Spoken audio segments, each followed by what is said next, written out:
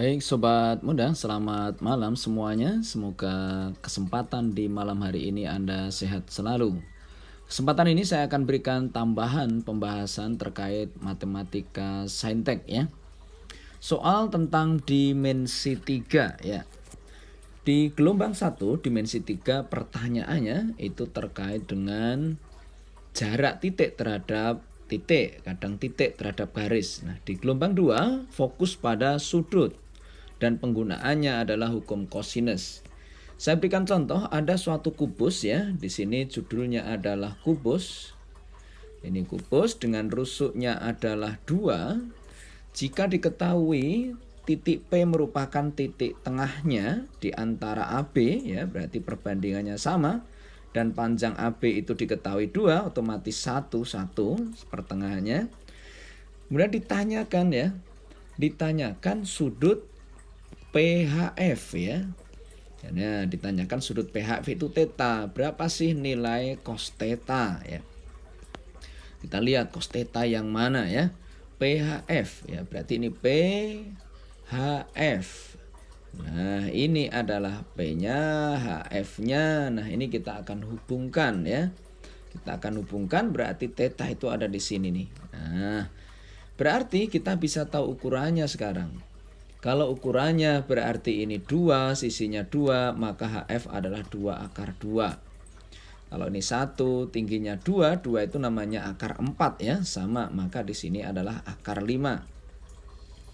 Kemudian kita akan tahu dapatkan di sini, ini siku-siku, maka kita tahu ini namanya 2 akar 2, atau boleh dikatakan namanya akar 8. Maka kalau ini akar 1, akar 8, maka miringnya akar 9. Akar 9 itu namanya adalah 3. Dari situ bisa kita dapatkan hukum cos theta-nya ya. Bagaimana mendapatkan nilai cos theta? Caranya adalah sisi miring dikuadratkan, atau sisi yang mengapit dikuadratkan maksudnya. Yang mengapit sudut 2 akar 2 ya, dikuadratin jadi 8 ya. 3 dikuadratkan 9, dikurangi yang di depan sudut, dikuadratkan jadi 5, saya bagi 2 kali dari yang mengapit ya. Yang mengapit adalah 2 akar 2 kali 3.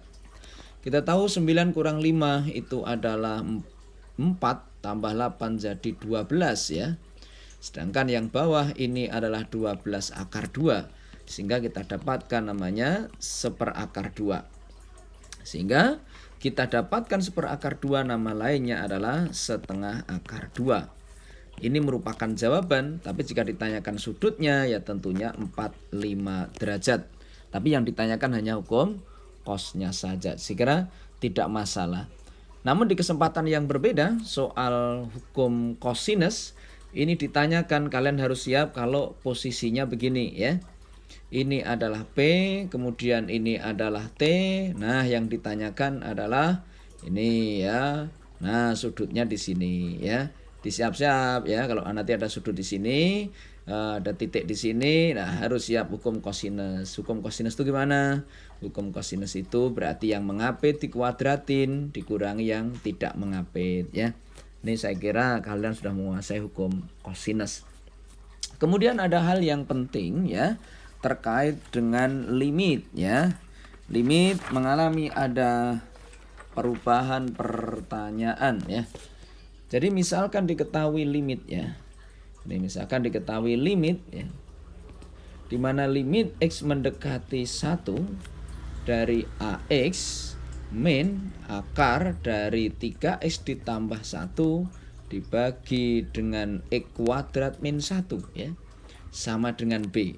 Anda ditanya berapa sih nilai 8A min 8B? Nah, ditanyakan begitu. Nah, apa yang kita lakukan? Yang kamu lakukan, setiap Anda ditanyakan ada komponen begitu, maka lakukan ya. Masukkan, ingat-ingat masukkan, harus memenuhi nilai 0/0 dulu baru Anda turunkan ya. Nanti setelah itu dimasukkan kembali akan memberikan nilai B. Ini proses berpikirnya. Pertama kan kita masukkan dulu X-nya sama dengan 1 ya. Ternyata hasilnya 0, yang atas hasilnya A. Kita tahu kalau dimasukkan berarti akar 4 nilainya 2. Dari sini sudah kita dapatkan bahwa A min 2 sama dengan 0, A-nya sama dengan 2. Setelah itu kita turunin AX turunannya A ya, yang kita turunkan yang atas tuh ya fungsinya ya. Akar itu berarti 3/2 akar 3X plus 1 ya. Setelah kita turunin kita masukkan lagi X-nya 1 ya. Maka ketemu A-nya tadi sudah ketemu ya. Jadi A-nya tadi udah ketemu sama dengan 2 tadi ya. 2, kemudian di sini 3 ya. Oh, ini masih dibagi ya, masih dibagi turunan dari X kuadrat ya. Namanya 2X. Baik, kita akan hitung 3/4 saya bagi dengan 4 ya. Hasilnya B. Nah, ini sama saja dengan 2 min 3/4 itu 5/4 ya. Nah, 5/4 dibagi dengan ini 2 kali 1 ya. 2 kali 1 itu berarti hasilnya adalah 2 ya. Nah, di sini hasilnya 2. Berarti 5/4 dibagi 2 ya, sama aja dikali dengan setengah. Maka tahulah kalian ini 5/8 atau 8B-nya bernilai 5. Panitia bertanya A-nya 2 dikurangi 8B-nya 5, maka didapatkan angka min 3 ya. Ini bagian contoh soal limitnya. Kemudian setelah Anda tahu limit ya, tentang pencerminan ya. Pencerminan itu andai kata saya punya soal ya, soalnya Y sama dengan M dalam kurung X min 1 begitu ya. Nah, dicerminkan terhadap garis Y sama dengan X plus 1. Maka akan menghasilkan bayangannya adalah Y 2X ditambah B. Nah, apa sih pertanyaan soal? Pertanyaannya adalah M dikurangi B hasilnya apa? Nah, yang terpenting ini bendanya, ini merupakan bayangannya. Dan pencerminannya adalah Y sama dengan X plus 1. Berarti karena Y sama dengan X plus 1, berarti X-nya itu berarti Y min 1. Nah, ini masukkan aja lagi ke bendanya, akan menghasilkan sebuah bayangan ya. Masukkan ke bayangannya. Y-nya saya ganti dengan X plus 1. M-nya itu saya ganti dengan Y min 1. Ya, ini jangan lupa ya, X-nya itu saya ganti. Ganti X-nya adalah Y min 1. Ya, jadi X-nya adalah Y min 1. Kemudian dikurangi dengan 1 ya. Ini. Bentar, kita ambil Y. Oh, ini pencerminannya adalah Y sama dengan X min 1 ya. Pencerminannya ya, kita ulang lagi ya. Nah, pencerminannya terserah, ini bebas saja ya, bisa Y X min 1 atau apa saja. Bebas ya, ini Y X plus 1 ya, berarti X-nya adalah Y min 1 gitu ya. Nah, berarti kalau begitu tinggal Y-nya diganti Y min 1, berarti min 1 lagi ya. Jadi, soal bisa berubah-ubah tapi nggak jadi masalah ya. Ini kalau saya keluarkan maka menjadi M dalam kurung Y min 2, maka ketemulah MY min 2M ya. Maka bisa kita dapatkan di sini X plus 1.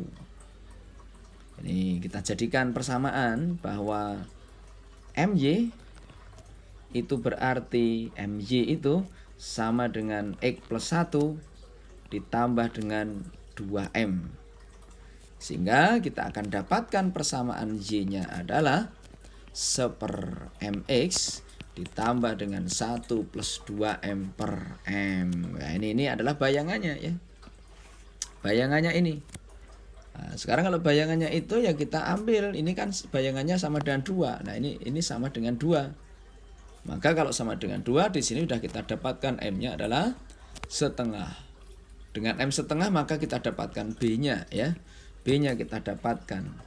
Karena B itu berarti 1 ditambah 2 kali setengah, berarti 1 dibagi dengan setengah. Berarti 2 dibagi dengan setengah menghasilkan 4. Jadi B-nya sama dengan 4 ya. M-nya sama dengan setengah. Maka setengah dikurangi dengan 4, Anda akan mendapatkan nilai min 7/2. Soal bisa berubah-ubah, bisa Y-nya X min 1 dan lain sebagainya ya. Prinsipnya sama, konsepnya sama, saya kira tidak menjadi masalah. Ya, ikuti terus pembelajaran ini, sukses selalu ya. Gunakan konsep penalaran ya.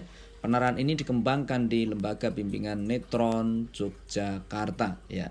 Itu yang bisa kita sampaikan. Kita lanjutkan lagi video selanjutnya. Terima kasih.